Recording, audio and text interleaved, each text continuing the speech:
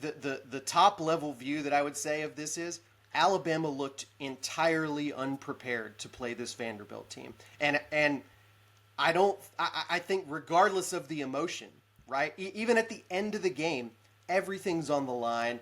Your adrenaline would be going as high as it possibly can, and they still absolutely couldn't stop Vanderbilt. If to sort of paraphrase Hugh Freeze, if these teams played 9 more times, I'm not sure the Alabama defense could stop Vanderbilt in any of those other 9 games. It just looked inevitable all day long.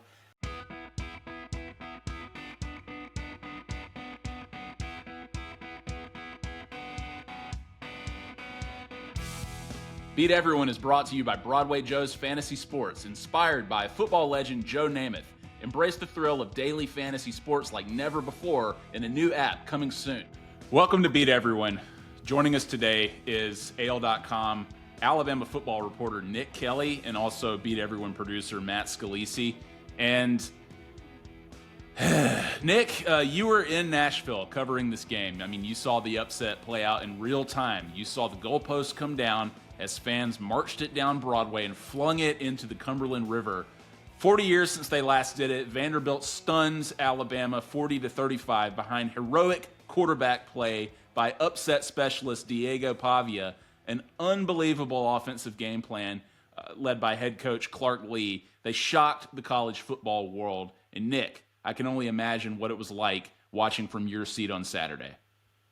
Yeah, it was wild. I think it was one of those games where you just thought, okay, this is nice, Vandy. Like, eventually your luck is going to run out.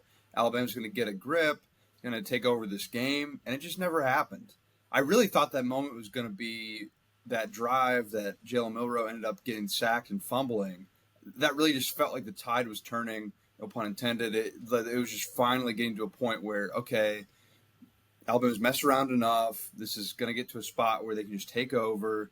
And then Vanderbilt got the ball back, and then I don't think it finally hit that, okay, this is going to be a loss until probably that last drive, because until then Alabama was still firmly in it, and it just felt like it was inevitable. It just never happened.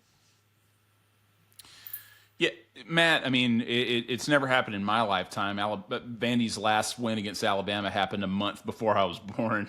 You were there, but it's unbelievable, right? I mean, like, Vandy beats Alabama. Like, I wouldn't say that it's something that was impossible, but I think as long as, you know, people like you and I who have been watching Alabama and Vandy and just college football in general, I mean, put it into context how insane this really is. Yeah, I mean, Alabama has obviously had periods where shocking losses came in sort of small bunches. And I would say those are typically associated with the worst periods of Alabama football history. Certainly not 1 week after a game that is largely considered one of the biggest wins in modern Alabama football history.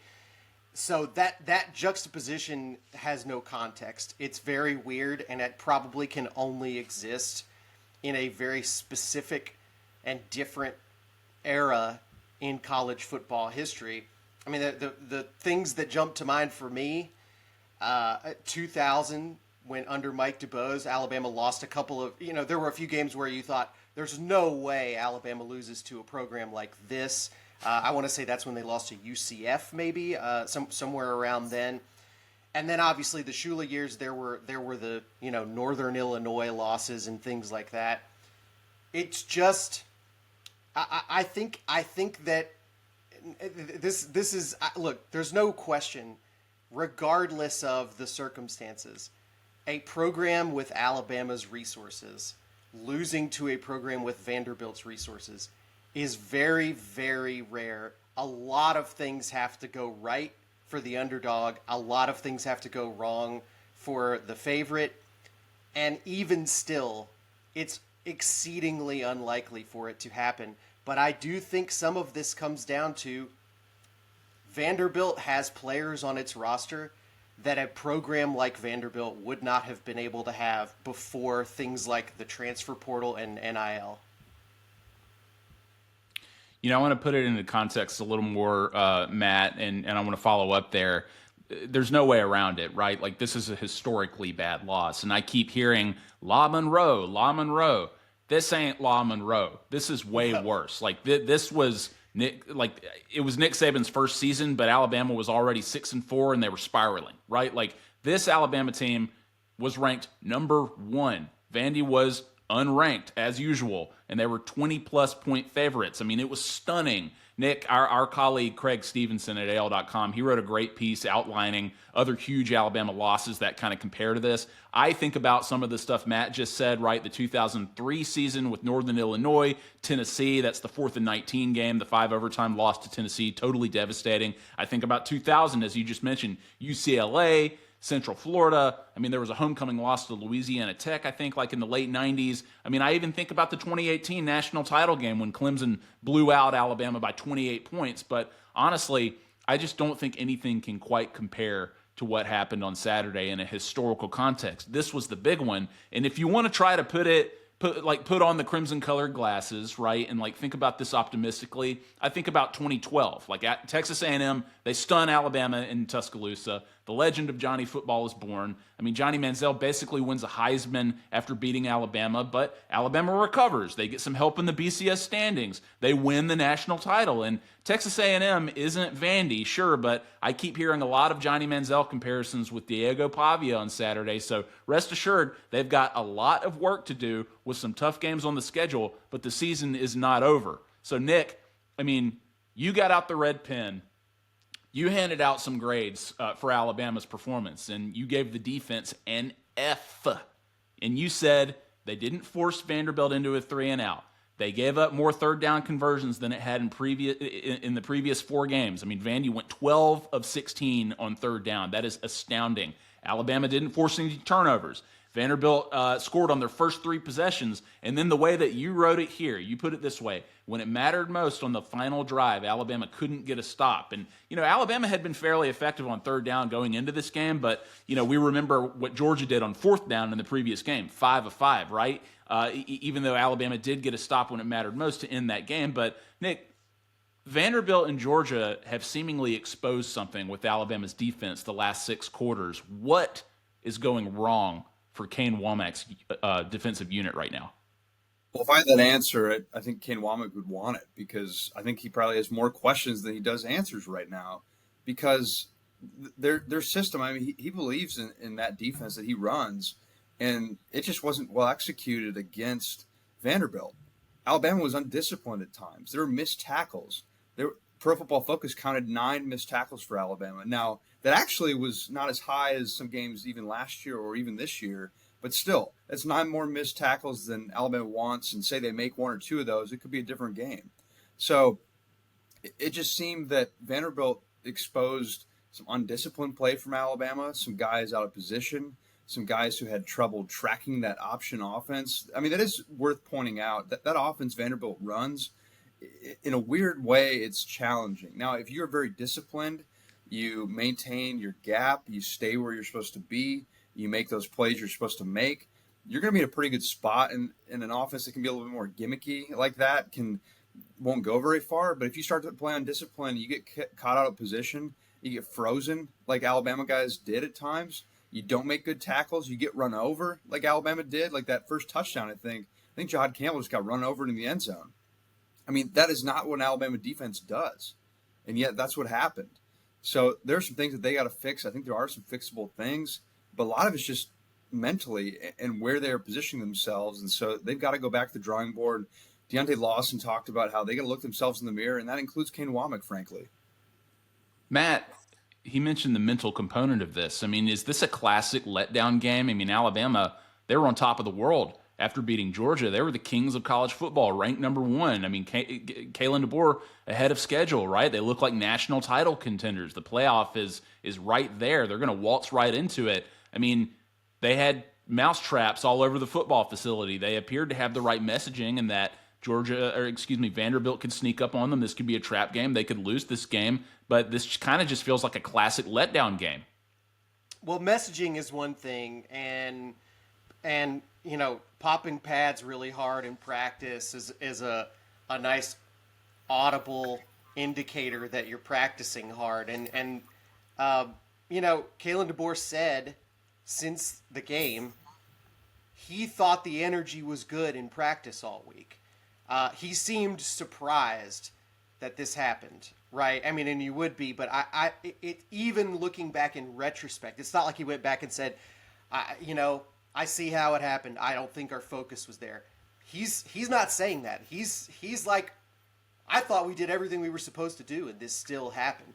So I don't think this is as much an issue of energy or these sort of intangible factors. To me, watching the game as a strict amateur and listening to people who are a lot smarter than me, like Cole Kublik, who was doing the color commentary during the game, I think this was a scheme and plan issue more than anything else. And yes, execution issues for sure on the part of the players. But I don't think the players looked totally lost. This is not a case of like little things here and there and they all add up. I think they were out of position on defense frequently, which I think is typically a sign that they did not have the right plan in place to deal with this offense. And that's a big problem. That's a question of why didn't they have the right plan? And if they somehow did, why was it executed so poorly across the board by everybody? I think it seems like the top level view that I would say of this is Alabama looked entirely unprepared to play this Vanderbilt team. And I think regardless of the emotion, right? Even at the end of the game, everything's on the line. Your adrenaline would be going as high as it possibly can. And they still absolutely couldn't stop Vanderbilt. To sort of paraphrase Hugh Freeze, if these teams played 9 more times, I'm not sure the Alabama defense could stop Vanderbilt in any of those other 9 games. It just looked inevitable all day long. And again, I think that has to come down to, on a basic level, this Alabama defense did not have a successful plan to stop Vanderbilt. When we're invoking Hugh Freeze logic to make sense of a Vanderbilt upset, you know that we're at rock bottom right now. Nobody knows more about losing to Diego Pavia than Hugh Freeze. That's very true. There's a common denominator here. Hey, I want to ask Nick, like you were in the press box, did you notice this? So I didn't start the game watching it on TV. I was actually listening to the radio, the Crimson Tide Network broadcast, Sports Network broadcast, and they mic the coin toss during that broadcast. And something I noticed that you rarely hear is there was a lot of trash talk during the coin toss. I mean, Vandy players and Alabama players were kind of going at it before they even kicked off. Damian Square reported that they didn't shake hands during the coin toss. I didn't see that, but that's what he said. So it just seemed like Alabama, it's possible that they might have played with more emotion than they had planned to because Vandy kind of came in fired up. Did you notice anything intangibly, I guess, between these two teams? Was there an extra level of tension that we maybe didn't expect that may have gotten in Alabama's heads? Yeah, it could be. I mean, it's hard to put yourself in their heads exactly, but everyone's been talking about the Malachi Moore sequence at the end of the game where he had that outburst, but there were times earlier in the game where he was kind of jawing a little bit with some of the other players for Vanderbilt, and there was some physicality. There was some kind of late little extracurriculars, nothing that you got to throw a flag about, but just some kind of standing up and asserting that you're there type of stuff. And so, yeah, there was some animosity, and I think the fact that Vanderbilt did what they did quickly, Alabama felt maybe a need to kind of play that game because to try to intimidate and try to essentially throw Vanderbilt off its game. So, yeah, it's such a weird spot that they were in. But you look at a guy like Diego Pavia that has just this confidence that seems to always be there, and maybe you have to match that as a defense. I don't know. I haven't been in that circumstance, but I think that, yeah, it was just an interesting dynamic and swagger, frankly, that Diego Pavia had that I think that you saw emanate throughout Vanderbilt that we just really, frankly, haven't seen from Vanderbilt teams against Alabama in a long time, at least in the times I've been watching. Nick, there are a handful of stunning stats if you look at the box score of this game, none more so than time of possession. Vanderbilt had the ball for more than 42 minutes, while Alabama had it for fewer than 18 minutes. I mean, Vandy controlled the game. And despite a couple of critical turnovers, you mentioned the fumble, the strip sack fumble from Jalen Milroe during the second half. A silver lining was that Jalen Milroe and the offense played fairly well when they had the ball, right? They scored 35 points in just 17-plus minutes. He threw for 300 yards, but it seemed like Vanderbilt cracked the code. I mean, keep the ball out of Jalen Milroe's hands and you give yourself a chance to beat Alabama. How did Vandy dominate possession? Yeah, to your point, that's where I almost don't fault the offense as much for this. I mean, yes, they had the critical turnover late, but when you're not on the field that much, I mean, it's tough to get into a rhythm. So it's impressive they even scored 35 because Clark Lee, he's known for his defense. He's running that defense. And so if anything, I thought it was going to be maybe a little lower scoring because of Clark Lee's defensive success. But yeah, for Vanderbilt, the key to the drill there was just having these 1, 2, 3. Okay, then you convert the first down type of drives. They weren't getting first downs on first down, and so you run several plays, then you get into like 3rd and 2, 3rd and 3, 3rd and 1, and then you convert that. And so they were getting into 3rd and short, which is a much better place to be in than 3rd and long, no doubt. And then they converted, and Alabama didn't. It'd always be this just over the line. They would just get it. I mean, now there were a few plays where they would, have a nice game too. I mean, there were just enough examples you kind of pick what example you want to use. But yeah, Vanderbilt really just kind of bled them, so to speak, and really just kept rolling. And it just wasn't a case of, okay, they were going to hit all these explosive plays. They had some, but really the key to the success was, okay, a shovel pass inside, using that tight end who used to be a quarterback in some plays in some different ways. And so it really was just kind of a methodical approach that if Alabama stops them, I mean, that's the thing to me, that drive that went 9 minutes and 50 seconds, which is just absurd. If Alabama gets any of those stops, if Alabama doesn't have the illegal numbering situation on that punt return, if it doesn't have that unnecessary Quay Robinson, or Q Robinson, I should say, there's a few different Qs on the defense, but if Q Robinson doesn't have that I guess that was a roughing penalty he had that really didn't need to do. I mean, this could be a totally different game. And we could play the what-if game all day, but really there were just these small things that extended drives that just – and then eventually Alabama gets gassed. And it's really hard as a defense to not let that methodical run approach just dry you out. Yeah, I mean, if we're being totally honest here, shades of the last couple of Nick Saban seasons where penalties at critical moments were a big problem for those teams. Matt, Nick wrote a piece after the game. Where does Alabama football go from here? I mean, last week it was said on this program that the college football playoff was officially in sight for Alabama after they beat Georgia because with their biggest test out of the way, they could afford a loss. And nobody thought that it would come at the hands of Vandy, but here we are. Alabama has the best win among playoff contenders right now, but almost undoubtedly they will have what most people will consider the worst loss on anybody's resume towards the end of the season. But they have less insurance, especially with road games at Tennessee and LSU coming up. So after losing to Vanderbilt, what do you think about Alabama's path to the playoff as it stands right now? I think the concern about the loss to Vanderbilt is less about that individual loss on the schedule and more what it says about this Alabama team and the issues that they have to deal with for the rest of the season. Because as you said, what you don't want is for one loss to turn into 3 losses, in which case you're really going to be sweating it.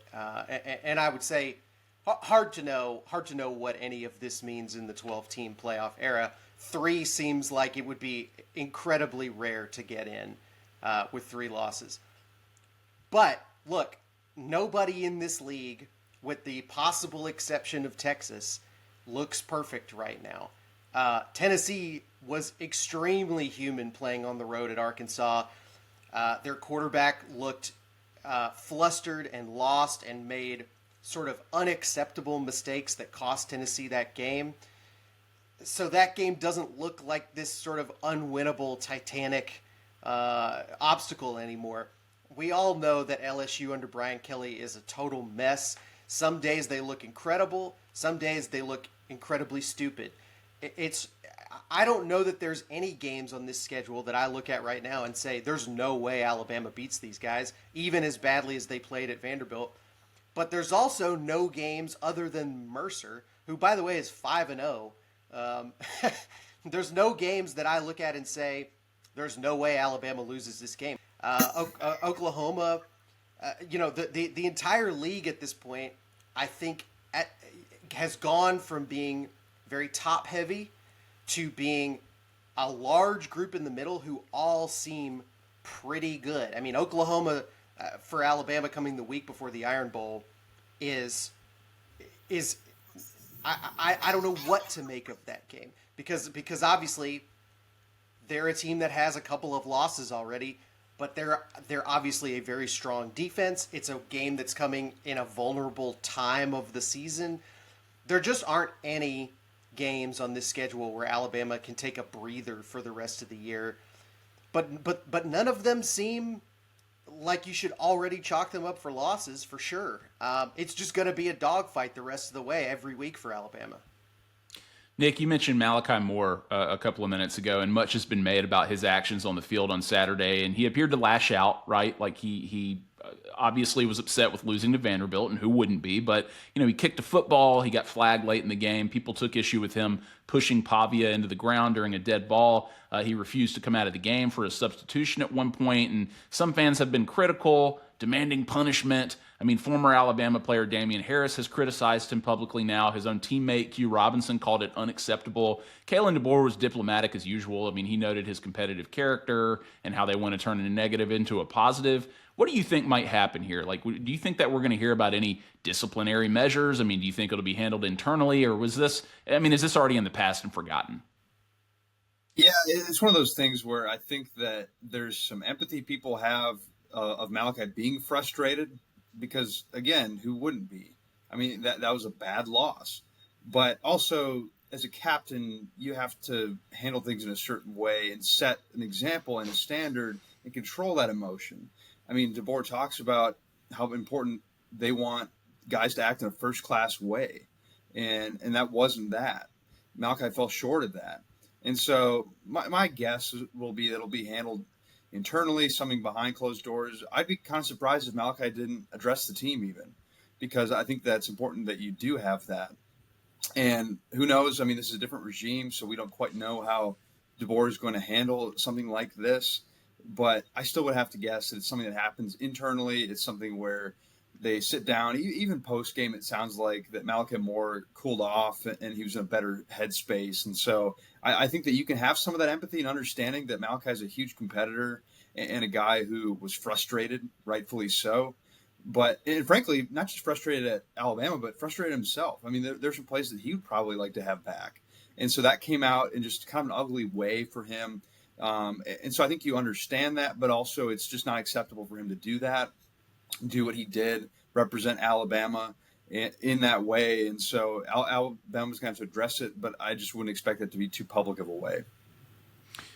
So big picture here, Matt and Nick. I mean, when Kirby Smart learned about the outcome of Alabama-Vandy, he kind of commented on the parity of the SEC, right? Like he said that he thinks we're going to see more upsets like this because the conference is so full of good team and players. To your point earlier, Matt, he said, welcome to the SEC. And that's something that we've heard about Kalen DeBoer in the aftermath of this game, right? Like he wins his first SEC game in impressive fashion. He beats Kirby Smart in Georgia, but then he loses to the conference's longtime punchline, right? And now we hear this. The honeymoon is over. This is when Kalen DeBoer finally became head coach at Alabama. How does he respond to this? How do fans in the Alabama brass respond to it? Like, they're not going to tolerate many more losses like the one on Saturday. And in the real world, it is his first loss at Alabama. It's his first season. We knew that there would be growing pains in a transition season, but he appeared to be ahead of the schedule just a week ago. So what level of pressure are we sensing might be on DeBoer right now? I mean, people suggesting that he's already on the hot seat.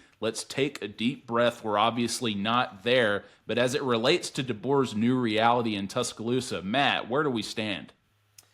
Well, I think he's already lost the game that could be most embarrassing to lose on the schedule, frankly. You other than the Iron Bowl, I don't think any loss for the rest of the season would have quite the same impact as losing to Vanderbilt individually. So in some respects, the worst is behind him this year. But here's been my concern since the offseason. And I'll be totally frank about this, and I've sort of alluded to it on the show already. I think that Kalen DeBoer is obviously a very, very smart football coach. He understands offensive football particularly. He understands scheme, and he's a brilliant play caller, and a pretty good recruiter too, it seems like. The part of this job that I've been waiting to see whether he's good at it or not is talking to the fans, the community, the program in general when things aren't going well. That's the hardest part of the job, and it's one of the things that made Nick Saban, I think, so universally respected and trusted at Alabama. When he spoke, you felt confidence that he knew what he was doing. Now, Kalen DeBoer has not had that many opportunities to speak since this game. I would call his opportunities thus far underwhelming. That's my personal opinion. If you disagree with me and you think I'm an idiot and I don't know what I'm talking about, fair game, whatever. This is my assessment of it. I don't think that anything that he said would make most people feel better about what happened. And he may just not be the kind of guy that does that. He may not be a very dynamic speaker, and he'll have to earn back the trust of the fans on the field. That may just be entirely where he does it. But I think it's important. I think it matters. I think it's part of leadership. And I'm not sure that Kalen DeBoer is particularly strong in that category. And so that's where I'm very curious to see where this goes within the fan base, the booster community, all of the people outside of the locker room who don't really get to see the quote-unquote real Kalen DeBoer. We only get to see that public-facing version of him that, frankly, I think is a little bit sort of underwhelming and vanilla so far. He just doesn't really feel like putting himself out there, and we'll see how that goes for him. Nick, are your sources telling you he won't be taking calls on Hey Coach this week? I have not heard that. I think that, Matt, to your point, like, if you're waiting for Kalen DeBoer to all of a sudden become just this different person after a loss, it's not going to happen. I mean, he's very even-keeled. He's just not a guy who changes much. I mean, yeah, we saw that sideline outburst against Georgia, but at the same time, that was partly because of the penalty that didn't get called, and Kalen DeBoer wanted to make sure the officials knew that. I mean, Kalen's he's the same guy. That's what struck me the most about post-game is that, yes, he was disappointed, but he didn't sound that different than he did when they beat Georgia. Yep. I mean, that's just who he is. Like, he doesn't get high, he doesn't get low. I mean, he just kind of stays that path. And so you like that when you don't want a coach who's panicking, but you also, if you want a coach who's going to show a bunch of emotion, that's not going to be him in that moment. And I think that has its strengths in that he's a guy who's, you know what you're going to get no matter what, and he's going to stay the course that way. And that's very different than what Nick Saban was. And so I think that's jarring for Alabama fans. But also I think there's a lot of effectiveness to that technique and that approach. It's just if you are looking to feel better after watching a press conference, that might not be the outcome. You're definitely not going to get the Dabo, preacher talk basically after a bad loss where he tries to spin this into learning a lesson. And refuses to take callers on his call-in show. Right. So finally here, Nick, the season marches on. South Carolina comes to Tuscaloosa for an 11 a.m. kick this Saturday, and I'm sure the team is reeling a bit, but you've got to forget about it. You got to turn around for another game. Make sure the wheels don't come off here because things can spiral after losses like this. South Carolina is kind of an odd team, right? Like they blow out Kentucky, they lose a heartbreaker to LSU, they get blown out by Ole Miss this past weekend, only put up 3 points, but there might be blood in the water with Alabama. Who knows? Like, what can Alabama do to right the ship on Saturday against a feisty Shane Beamer coach team? Well, this might be a hot take, but I'm really actually not that worried about Alabama. To me, they got their wake-up call game. I mean, it wasn't just a wake-up call. It was like someone took a bucket of cold water and dumped it on Alabama to wake them up. And so they're awake now. When you lose to Vandy, you're awake. And so I think for Alabama, it's just getting back to what you do well. I think it's feed Ryan Williams, get Jalen Milroe on the move, use his arm, run the football some more. Use Justice Haynes, use Jam Miller on offense. And then defensively, just use your good athletes, make tackles, get takeaways again. I mean, the third down conversion rate was an anomaly. Alabama was one of the best in the country at third down defense. They were second going into that game. Now, of course, like you said, Ben, that helped to an extent that Georgia went for some fourth downs, but still, I mean, that's 4 games of a body of work. And Alabama was really good on third down. And so just get back to what you're doing. I mean, just don't make dumb mistakes. Get disciplined again. I mean, to me, it's there. I mean, this team has the ability. They have the talent. It's just a matter of making sure that they're focused. I mean, that was one thing that Tyler Booker mentioned, was a lack of focus was an issue in terms of some of the penalties, some of the mistakes that Alabama made. And so they have the ability. It's not that they got to conjure up some magic formula. They've got the guys. It's just making sure you're in position, you're not making mistakes, you're not shooting yourself in the foot. And so I really think they're going to be okay.